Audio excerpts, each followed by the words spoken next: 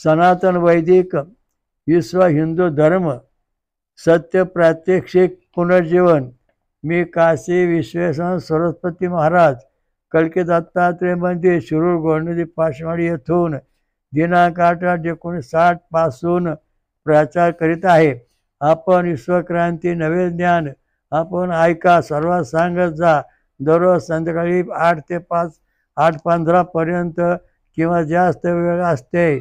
अवश्य लाभ घेणे। वक्रतुंड महाकाय सूर्यकोटि समप्रभ निर्विघ्नं कुरु मे देव सर्वकार्येषु सर्वदा।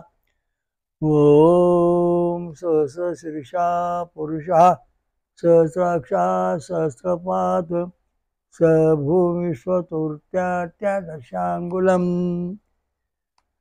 ओम आजचा आपला विषय आहे भगवान कल्की दत्त पूर्णावतार भक्तांचे नशीब बदलणार। मुद्दा असा आहे की प्रधान म्हणतो ठेविले अनंत ऐश्वर्यावे, मला हा मुद्दा पसंत नाही। कारण जर तुम्हाला समजा कायमच वेड्या ठेवल्यानंतर किंवा तुमच्या दुरुस्त झाली नाही किंवा तुमचा विकास झाला नाही, तुमचा उपयोग काय पृथ्वीवर येऊन? तुमच्यात बदल घडून आणला पाहिजे, असा देव आपल्याला पाहिजे। आपलं नशीब बदललं पाहिजे। नशीब संचित कर्म प्राप्त बदलणार देव पाहिजे। प्राप्त बदलत नाही असं लोक सांगतात। अहो बदलतं, वेडी माणसे शहाणी झाली। मी जेव्हा तपाला बसलो ना तेव्हा बसला मला काय सुचाना, फलाहार दूध याच्यावर मी तपश्चर्या करू लहानपणा बस। तेव्हा ब्रह्मदेव माझ्या पुढे आले आणि म्हणाले, सटवायला घेऊन आले। म्हणले मा हे कोण आहेत? यांच्या कपाळावर तो काय लिहिले? वाकडं तिकडे सगळ्या फुल्या मारल्यात। मग माझ्या कपाळातली त्या सटवायने ती पट्टी काढून टाकली आणि ब्रह्मदेवाने सांगितल्याप्रमाणे माझ्या कपाळावर मी कसा काय ते लिहून टाकलं। मग ब्रह्मदेव म्हणाले या सटवायला मी शिक्षा करतो। म्हणलं काय करू नका, कारण हे सटवाय मनापासून काम करीत नाही, हा महत्त्वाचा मुद्दा आहे। कारण मानवाचं नशीब बदलायचं हे काम ब्रह्मदेव करतो सटवाई मार्फत। समजा वेडा मनुष्य आहे ते देव भक्ती रोज करतो। भक्ती करता करता ब्रह्मदेवाला कळतं की हा आपली भक्ती करतोय, देवाची भक्ती करतोय, चांगलं झालंय, पण याच्या नशिबामध्ये वेळ सरलेला आहे। मग ते ब्रह्मदेव खाली येणार, त्या सटवायला घेऊन येणार, त्याच्या डोक्यातला वेळ सरपणा काढून तो हुशार आहे असं लिहिणार, तो हुशार मानणार। म्हणजे स्वतः मला आलेला अनुभव मी तुम्हाला सांगितलं। आता वेद आपण वेद अभ्यास करा। वेद म्हणजे काय आहेत? हो, वेद म्हणजे हे जे ग्रंथालय आहे वेदांचं ते परमधाममध्ये ठेवलेलं आहे। आणि आपण जेव्हा तपश्चर्या करायला लागू, तुमची जर बुद्धिमत्ता जर समजा परिपूर्ण विकसित झाली असेल तर तुम्हाला असं ध्यानस्थ बसल्यानंतर किंवा समोर बसल्यानंतर जसं वहीचं आपल्या कागद येतो वहीचा लिहिलेला छापल्याला, तसा एक कागद आपल्या समोर येऊन उभा राहतो। त्याच्यावर लिहिलं असतं ओम भू ओम भुवा ओम स्वा ओम महाजनां तपां सत्यम ओम तत्सवितुर्वरेण्यं भर्गो देवस्य धीमहि धियो न प्रचोदयात् वशेना विश्वामित्र ऋषी सविता देवता संत गांधार स्वरा। त्याचं लिहिलं असतं गाय छंद षडजा स्वरा। तर अशा दृष्टीने हे सगळं लिहिलेलं असतं। तर ते आपल्या समोर काही वेळेला असे छंदांचे रूपांतर होऊन येत असतं। अनेक साधू संत जे आहेत त्यांना एखादा मंत्र असा येतो की बा आता तो ध्यानस्थ बसला, आपण काय मंत्र म्हणू आपलं काय समजत नाही। मग ध्यानस्थ गुरु सांगतात त्याला जा फळ खा, दूध पे, अभ्यास कर, म्हणजे तुला ईश्वर प्राप्ती होईल। तुझ्या पुढे एक असं एक कागदाची वळकुटी येईल, त्याच्यावर तो मंत्र लिहिला असताना तो लिहून काढ। मग तो तपश्चर्या करतो। तपश्चर्या करता लिहिलं असतं विश्वामित्र ऋषी देवता सविता गा षडमध्ये गाचे छंदा षडजा स्वरा ओम भू ओम भुवा ओम स्वा ओम महा ओम जना ओम तपां सत्यम ओम ओम तत्सवितुवरेण्यं भर्गो देवस्य धीमहि धियो यो नः प्रचोदयात्. अशी अक्षरं वगैरे मला बरेच दिवस येत होती. त्यातला काही भाग मी लिहून काढला आणि मग त्याच्यानंतर मग वेदामध्ये मंत्र असं कळल्यानंतर वेदांचे ग्रंथ पाहिले. तर वेदामध्ये सांगा आज तो विषय असा आहे की कल्की दत्त भगवान कल्की दत्त पूर्ण अवतार भक्तांचे नशीब बदलणार. आता तुमच्या नशिबात लिहिले बा तुम्ही वेळी आहात, तुमच्या नशिबात लिहिले बा तुम्हाला महिन्याला 50 रुपये पगार मिळेल. हे सगळं बदलून टाकावं लागतंय आणि ते बदलून टाकण्याचं काम भगवान परमात्मा करतो. त्याची स्तुती आपण केली पाहिजे. आपलं नशीब बदलून जातं. त्याच्याकरता आपण एक ऋचा म्हणून पाहणार आहे. वैरी प्राचीनम ओजसा पोमाना प्रोणो हरे देवेशु देवायते. बाष्प शोषक दिव्य सोम गाळते वेळी यज्ञस्थानी देवामध्ये दर्भासन पूर्वाभिमुख पसरीत स्वतेजाने पुढे पुढे येत आहे. आता या ठिकाणी प्राचीनम म्हणजे ज्याचा अंत लागत नाही त्याला प्राचीन म्हणलेला आहे. तर त्या टायमापासून हा सोमरस याचा अर्थ आपलं नशीब बदलणारा सोमरस. तो आपण कायम प्राशन केल्यास आपलं नशीब बदलून जातं. आपल्या शरीरातले व्होल्टेज हे सगळे पॉझिटिव्ह होतात. आपलं नशीब बदलण्याची कथा सांगतो. पूर्वी क्रोधासुर नावाचा एक महान राक्षस होता आणि तिथं असं भविष्य वर्तवलं देवांच्या एक जणांनी. देवा हो, तुमच्या नशिबातलं सगळं राज्य जाणार. हे मानवा हो, ऋषीमुनी हो, तुमच्या संरक्षण नशिबातलं जाणार. हे देव हो, तुमचं नशिबातलं सगळं नष्ट होणार. तुमचं नशीब शून्य होणार असं भविष्य वर्तवलं. आणि त्याप्रमाणे तो जो क्रोधासुर होता तो आला गणपतीच्या लोकांमध्ये. त्याने गणपतीचा तो ध्वज फेकून दिला आणि आव्हान केलं गणपतीला की तुला आम्ही जिंकलेले, तो सगळं सैन्याचं काय करू शकत नाही. तिथून पुढे तो क्रोधासुर ब्रह्मदेवाच्या म्हणजे देवलोक गेला आणि तिथं त्याने ब्रह्मदेवाचा तो झेंडा फेकून दिला, ध्वज फेकून दिला. आणि त्याला पण त्याने सांगितलं की तुझं सगळं राज्य आम्ही घेतलेलं आहे, तुझे ते हाताखालचे गण काय करू शकत नाही. मग तो क्रोधासुर पुढं विष्णुलोकात गेला. तिथं त्रिशूळ लावला होता, तिथं ध्वज होता. तो ध्वज उपटून फेकून दिला आणि सांगितलं विष्णूला त्या क्रोधासुराने की तुमचं वैकुंठ सगळं आम्ही आमच्या ताब्यात घेतलं, तुम्हाला याचा अधिकार नाही. मग तो क्रोधासुर कैलासात गेला. तिथं शंकराचा ध्वज झडफडत होता, फेकून दिला, मोडून तोडून टाकला. आणि शंकराला त्याने आव्हान केलं का तुमचं सगळं आम्ही जिंकलोय, तुमच्यात काय दम राहिलं नाही. तिथून पुढे तो इंद्रलोकात गेला. इंद्राला ध्वज फेकून दिला आणि त्याला पण आव्हान केलं की तुझं सगळं राज्य हे सैन्य आमच्या ताब्यात, तुझं काय आधी राहिलं नाही. तिथून पुढे मग दत्त लोकात तो पोचला. ते दत्त महाराजाचा ध्वज त्याने तोडून फेकून दिला, तिथं काय ठेवला नाही. दत्त महाराज त्याने आव्हान केलं की तुमचा लोक आम्ही जिंकला, तुमचा इथे काय राहायचा अधिकार नाही. मग विराट लोकात गेला, तिथला ध्वज फेकला क्रोधासुराने. पण त्याला आव्हान केलं देवाला का तुझा राहण्याचा अधिकार नाही, तुझं सगळं आम्ही जिंकलेलं आहे. मग पुढं देवी लोकात गेला. देवी लोकांनी सगळे ध्वज तोडले. मग ऋषी लोकात गेला. ऋषी लोकांनी सगळे ध्वज तोडले. मग साधू संत यांच्या लोकात गेला, तिथले ध्वज तोडले. 33 कोटी लोकांच्या देवळात गेला, तिथले ध्वज तोडले. सगळे त्याने जिंकलं आणि सांगितलं सगळ्यांना तुमचा आता कुठे अधिकार राहिला नाही. तुम्ही आता पृथ्वीवर जा, सोडून या स्वर्गात सोडून कुठे जा, इथं राहायचं नाही. सगळे देव चिंतातुर झाले आणि ते देवांचे गुरु बृहस्पती यांच्याकडे गेले. तेव्हा बृहस्पतीकडे जाऊन ते देवाने विनंती केली की याने आमचे सगळे ध्वज तोडून टाकले, सगळ्या काठ्या मोडून टाकल्या आणि आता आमचं सगळं त्याने हिसकून घ्यायचं जाहीर केलेलं आहे. देवांचे गुरु बृहस्पती म्हणजे थांबा, काळजी करू नका, सगळ्या काठ्या एकत्र करा. सगळे ध्वज एकत्र केले. 7 देवांचे, 33 कोटी देवांचे, देवींचे ऋषीमुनी साधू संत सगळे ध्वज एकत्र करून एक त्याची मोळी तयार केली, चांगली पद्धतशीर मोळी बांधली आणि त्या क्रोधासुराला सांगितलं, काय सांगितलं की तू आता ह्या आमची ही मोळी तोडून टाक, ही जर तुला तुटली मोळी तर आम्ही हे सगळं सोडून जाऊ आणि तुझं राज्य चालून जाऊ. तेव्हा त्या क्रोधासुराला खूप राग आला. अरे मोळी काय म्हणे, सगळं तोडून राहतोय, मोळी काय द्या माहिती आहे, इकडे दे मोळी. सगळ्या ध्वजांची मोळी एकत्र केलेली त्याने धरून डोक्यावर आपटली, इकडे आपटली, काहीच होईना.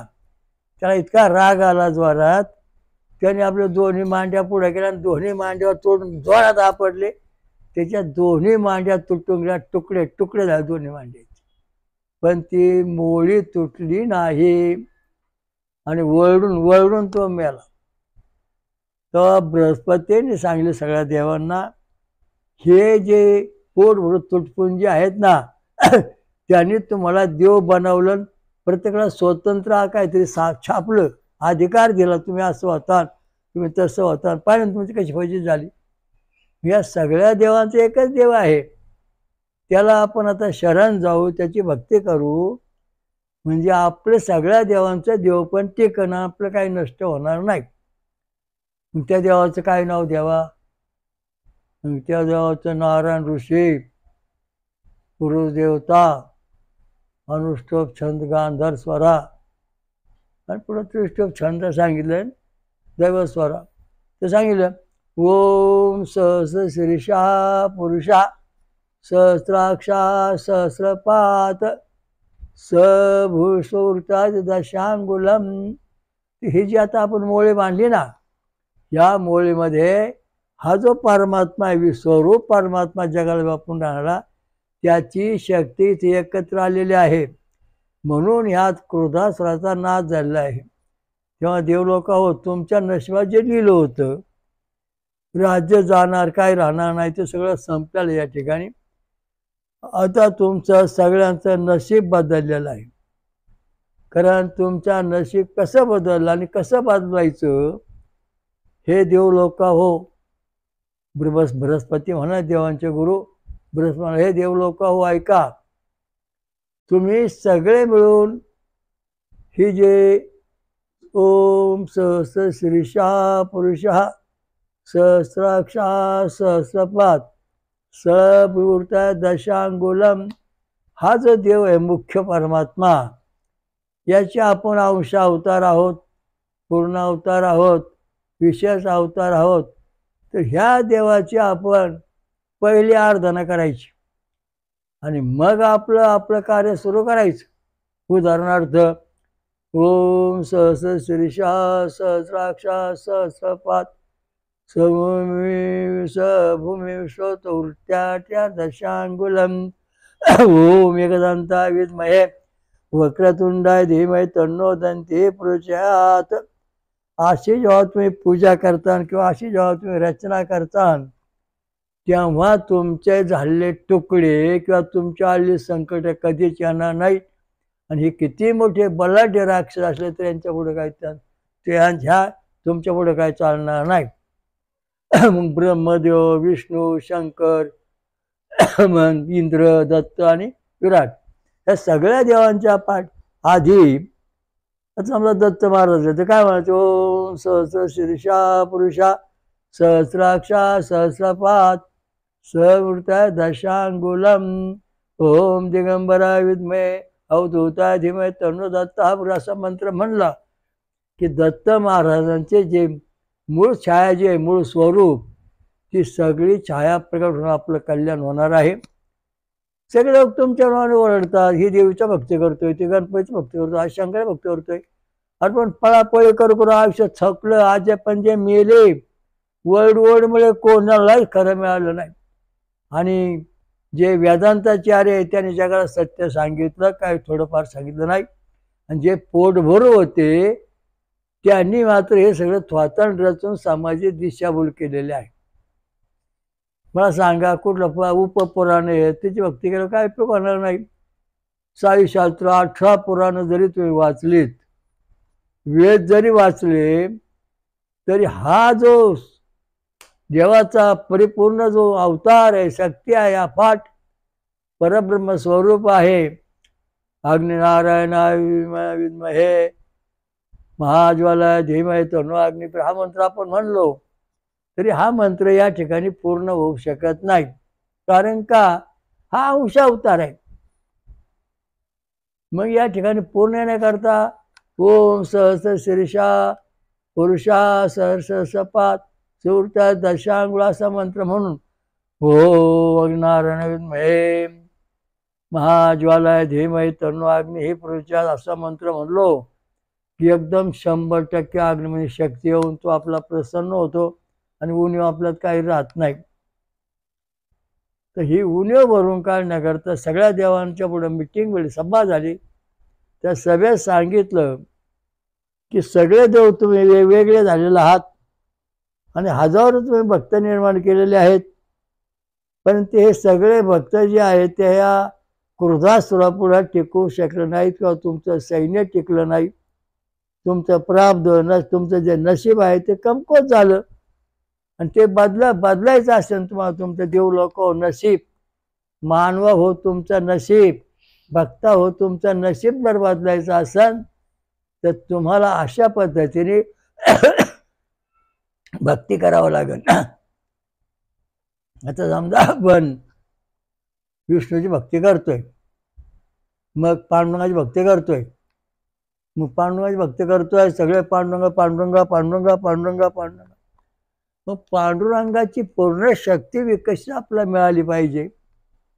तेव्हा ओम सहस्र शीर्षा पुरुषा सहस्राक्ष सपात सवृत्ता दशांगुलम पांडुरंगा विद्महे वासुदेवाय धीमहि तन्नो विष्णू प्रचोदयात् असा मंत्र जेव्हा आपण म्हणू तेव्हा त्या पुंडलिकाला वर मिळेल, वरदान मिळेल. तोवर पुंडलिकाला आशीर्वाद मिळणार नाही, तोवर पुंडलिकेतच थांबणार आहे तुमचं. कारण का, माझा मुद्दा असा आहे की सगळे एका भाकरीचे 50 तुकडे गेले, कोणाचं पोट भराना, तुकडा तुकडा तुकडा खाऊन पोट भरणं. तर जेव्हा प्रश्न पडला या लोकांना की आपल्याला सगळी भाकरी पाहिजे राहतो, आपलं पोट भरलं. मग सगळी भाकरी आपल्याला मिळवण्याकरता आपलं पोट भरलं पाहिजे. तशा प्रकारचं आपलं जे प्राचीन जो सोमरस आहे तो आपण देवाच्या नावाने प्राशन करणे. कारण तिच्यामध्ये वरण भात आमटी भात किंवा काही खायला मुळीच सांगितलेलं नाही. याच्यामध्ये जवळजवळ 1200 श्लोक अशा ऋचा अशा आहेत की त्याच्यामध्ये सगळ्या वेदामध्ये सोमरसच सांगितलेला आहे. तिथं कोंबडे काप, तिथं असं कर, तिथं नैवेद्य ठेव, तिथं भाकर कर, त्यातनं मुळीच सांगितलेलं नाही. सोमरस म्हणजे फळांचा रस, उसाचा रस, फळांचा रस, नारळाचं पाणी. सांगायचा मुद्दा असा आहे की रामप्रभू म्हणले एकादशी करता का तुम्ही? हो, फळं खाऊन एकादशी करा. आनंद रामायणात दिलं. खिचडी वगैरे भात खायचा नाही. मग रामप्रभूने अजून असं सांगितलं की फळांचा रस प्या, सोमरस प्या, एकादश करा, तुम्हाला कल्याण होईल. रामप्रभूला कोणता सोमरस आवडत होता? रामप्रभूचं आवडतं फळ कोणचं? रामप्रभू कोणत्या झाडाखाली बसत होते? त्याचा वृक्ष कोणता? आनंद रामाने सांगितलं आहे की रामप्रभूचा आंब्याचा वृक्ष पवित्र. त्या आंब्याच्या वृक्षाला झोळी म्हणजे चोपाळा बांधून त्याच्यावर बसून तपश्चर्या करत असत आणि आंब्याची फळं त्यांना फार आवडत, म्हणून आंब्याचा रस श्रीराम प्रभू सतत पित असत. कंदमुळे फळं तर खातच होते ते, पण आंब्याचा रस हा त्यांचा 1 नंबरचा सोमरस. मग ज्याला समजा राम प्रसन्न करायचा आहे त्याने आंब्या झाडाखाली बसून साधना केली पाहिजे. कुब्जा आम्र नावाचा वृक्षाचं वर्णन कृष्णूने कुब्जा आम्र या नावाचा अवतार घेतला. गुरुदेव महात्म्याला आपण त्याचं वर्णन दिलं. 108 अवतार त्याची माहिती सांगितलेलं आहे. तर त्याचं कारण असं आहे की आता आपण म्हणतो हा काय काय गणपती नारळाचं पाणी प्या, नंतर ब्रह्मदेव बदाम खा, नंतर तुमचं विष्णू आंब्याचा रस प्या. हे आपलं बरोबर शास्त्रीत आलेलं आहे. भगवान राम प्रभू व्होल्टेज नंबर 3 या तत्वाखाली येऊन मूलाधार माणूस मणिपूर चक्रामध्ये त्यांचं वास्तव्य, म्हणून आंब्याचं रस त्यांना प्रिय. शंकराला सफरचंद, नंतर इंद्राला सूर्यनारायणाला बदाम पालक भाजी, दत्त महाराजांना काजू सीताफळ आणि विश्वरूपाला सगळी फळं. अशा दृष्टीने हे सगळं आपलं नशीब प्राप्त बदलण्याचे ठिकाण आहे. तर आपलं नशीब बदललं की नाही आता आपण तपासून पाहायचं. तुम्ही एकदा हा मंत्र म्हणा, ओम सहस्र शीर्षा पुरुषा सहस्राक्षा सहस्रपात सवृता दशांगुलम ओम एकदंता विद्महे वक्रतुंडाय धीमहि तन्नो दंती पुरुष हा मंत्र म्हणा. नंतर होम हवन करा, नंतर त्याची सांगता करा, काही दान धर्म करा आणि मग तुम्ही तुमच्या हृदयाचं काळजीगाम तपासून बघा. व्होल्टेज नंबर 1 हा जर समजा 10 mm आला तर तुम्हाला तुमचं नशीब 100% बदललेलं आहे. नवीन चैतन्य त्याच्यामध्ये आलेलं आहे. दुसरा मुद्दा, जर हे व्होल्टेज समजा 6 mm आलं तर 60% तुमचं नशीब बदललेलं आहे आणि 60% नशीब बदललं आहे म्हणजे तुम्हाला सुद्धा तुमच्यात प्रगती होत आहे. जर समजा 1 नंबरचा व्होल्टेज अधिक आणि उणी आला तर तुमचं काही वेळा नशीब चांगलं चालतं आणि काही वेळा बंद पडतं. अला 2-3 दिवस आपण चांगले दिवस गेले, वा चांगलं काम झालं बरं का. 8 दिवस काहीच नाही, कारण व्होल्टेज पॉझिटिव्ह निगेटिव्ह झालेला आहे. आणि हा जर व्होल्टेज 1 नंबरचा जर तुमचा कायम निगेटिव्ह झाला तर तुमचं नशीब कार्य करणार नाही.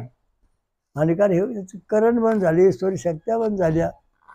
मग हे नशीब आपलं बदलण्याकरता भगवान कल्की दत्त पूर्ण अवतार यांची भक्ती करून सोमरस पिणे, फळांचा रस पिणे हे जर तुम्ही समजा आयुष्यभर पाळलं, 1 टाइम जेवण करा, 1 टाइम फळांचा रस प्या, नाही तर मग कायम रस प्या, असं जर तुम्ही पाळलं तर तुमच्या शरीरामध्ये तुमचं जे नशीब आहे ते बदलल्याशिवाय राहणार नाही. कोणाची लग्न जमत नाहीत, कोणाला पैसा मिळत नाही, कोणाला नोकरी मिळत नाही, कोणाला समाजात प्रतिष्ठा मिळत नाही, कोणाला निवडणुकीत यश मिळत नाही. का?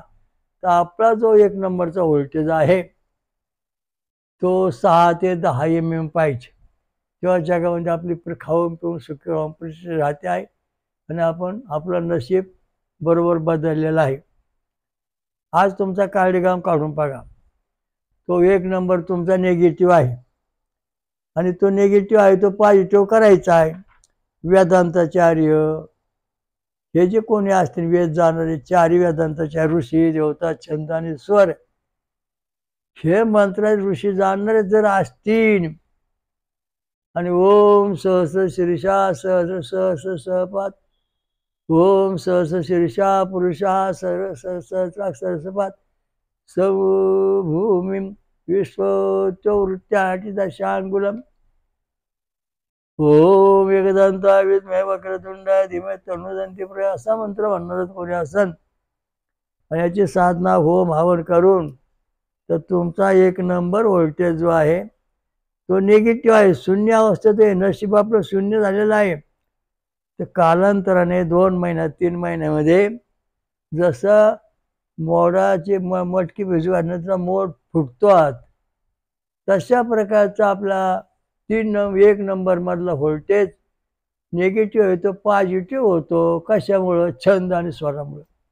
गाते छंद आणि सळीचा स्वरामुळं 1 नंबरचा व्होल्टेज पॉझिटिव्ह होतो आणि त्यामुळं आपलं नशीब 100% यशस्वी बनतं. तर त्याच्याकरता आपल्याला सतत साधना केली पाहिजे, सतत उपासना केली पाहिजे आणि आपण ज्या गुरुकडे जातो त्यांचं वर्षातून 1-2दा त्यांची भेट घेतली पाहिजे. कारण का? ज्यांनी तुम्हाला मंत्र दिलेला आहे गुरुनी ते तुमचं नशीब चांगलं व्हावं म्हणून दिलेलं असतं. जोपर्यंत तुम्ही गुरुकडे जाता तुमचं मत चांगलं आहे तर तुमच्याकडे त्या लहरी काम येत राहणार, तुमचा विकास होत राहणार, तुम्ही कोट्याधीश बनणार. ज्यावेळेस तुमचं मत वाईट होऊन त्याच्याकडे जाणार नाही तेव्हा तेव्हा त्या गुरुमार्गातून येणारे करंट बंद होणार. गुरुमार्गाला करंट कुठून येणार? स्वर्गातून. स्वर्गातून परंपरेने हे गुरु महाराजांना आलेले करंट स्वर्गातून आलेले आहेत आणि ते करंट तुम्हाला मिळतात आणि त्याच्यावर आपलं जीवन चालतं. त्याला गुरुमार्ग म्हणतात. परमेश्वराकडून आलेले जे संदेश किंवा लहरी आहेत, प्रकाश आहे, तो प्रकाश गुरुकडे येतो आणि तोच प्रकाश आपल्याला मिळतो आणि त्या प्रकाशावर आपण पुढची वाटचाल करतो. मग तो प्रकाश आपल्याला जर भरपूर येऊ लागला तर मग आपण शिष्य मंडळ बनवतो, अनेक लोकांना ज्ञान सांगतो. त्याप्रमाणे हे सगळं शास्त्र आहे. नशीब बदलणार. बऱ्याच लोकांना सांगितलं नशीब बदलत नाही. अहो ते लय अवघड आहे. अहो देवाने लिहून टाकलं.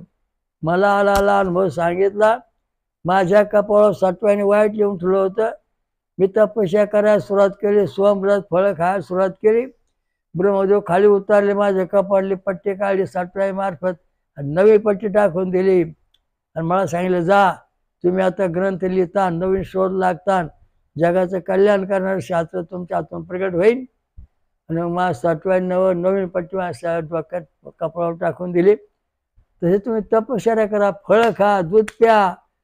तुम्ही असं केल्यानंतर तुमच्या कपाळावर जे वाईट लिहिले सटवाईने ते पुसून टाकलं जाईल आणि तुमचं जे नशीब आहे पालथं पडलेलं ते सरळ होईल. कारण ह्या ज्या वेदांतचार्यांना ऋषी देवता छंद आणि सूर्याचं माहिती आहे. काय काय वेदामधून हे मंत्र का वरती डोक्यात कापून टाकलेत. ऋषी आणि छंद, ऋषी देवता आहे, छंदाचा पत्ता नाही, स्वराचा पत्ता नाही. काही ठिकाणी स्वर नाही, देव नाही, ऋषी नुसते आकडे टाकलेत, ओळे लिहिलेत. हे असं चालत नाही. वेद छापताना सुद्धा वेद छापणाऱ्यांनी विचार करून छापले पाहिजेत.